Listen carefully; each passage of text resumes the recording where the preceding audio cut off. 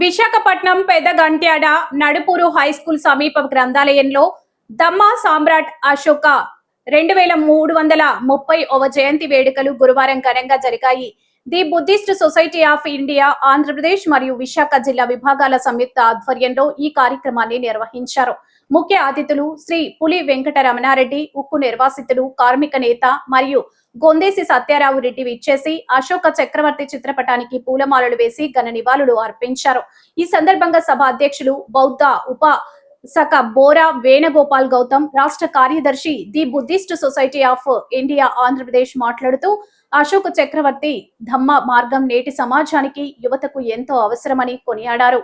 అశోకుడు రోడ్ల పక్కన చెట్లను, బావిలను నిర్మించారు. భారతదేశ రాజ్యముద్ర, నేషనల్ ఫ్లాగ్ లో ధర్మచక్రం, అశోక శౌర్య చక్ర అవార్డ్, 84,000 బౌద్ధ స్తూపాలు, బౌద్ధ స్తంభాలు నిర్మించారు. వారి పిల్లలను శ్రీలంక దేశానికి ధమ్మ ప్రచారానికి నాంది పలికారు. లైబ్రేరియన్ సివి రమణ స్వాగతం పలకగా సంఘ సేవకులు శ్రీ దేవాల మహేశ్వర రెడ్డి వందన సమర్పణ చేశారు. ఈ కార్యక్రమంలో ది బుద్ధిస్ట్ సొసైటీ ప్రతినిధులు టేకేటి అప్పారావు, చిన్న కోరాడ గ్రామ నేత ములకలపల్లి చిన్నారావు, వంగలపూడి అప్పలరాజు, నమ్మి అప్పారావు, బీసీ లీడర్ కనితి అప్పలరాజు, ఉరుకుటి వెంకటరావు, బోరె సిద్ధార్థ గౌతమ్, స్థానిక బౌద్ధ అభిమానులు పాల్గొన్నారు. అశోకుని ఆశయాలను ముందుకు తీసుకెళ్లాలని నినాదాలు చేశారు.